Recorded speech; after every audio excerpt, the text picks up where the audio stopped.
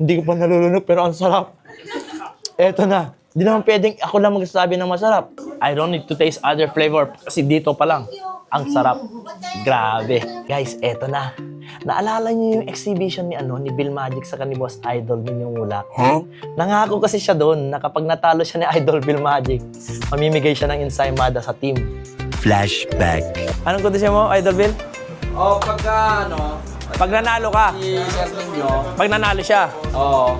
Magbibigay ako ng Bill Magic Juice. Pag nanalo siya. Pag ikaw nanalo, Pag ako na lahat ng tao rito may ensaymada. Yeah, boy. Oh, ha? Oh. Sige, payag na ako.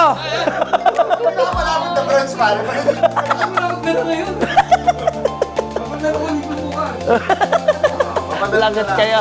End of flashback. Guys, eto na. Ayan. Ito ang malaking katanungan dyan. Ang lasa. Ano kayang lasa nito? Siyempre, di tayo papatalo. Titikman ko yan.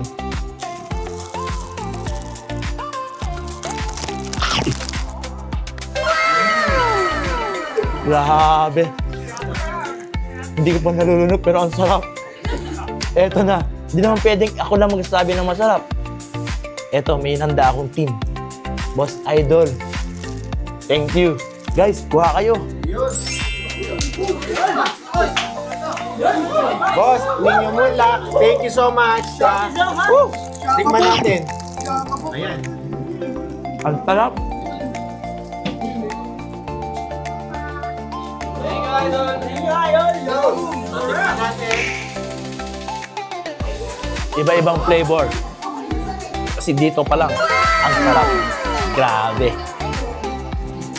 Antayin natin feedback ng mga to nagkakagulo sa likod.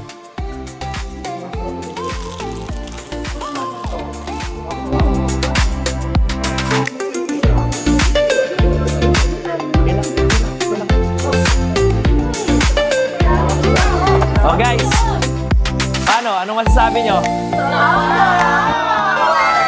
Idol, ang daming nagte-testify. Apakasarap. Thank you, Idol, thank you. Another day, another tummy ang nabusog. Thank you, Lord God. Thank you, thank you.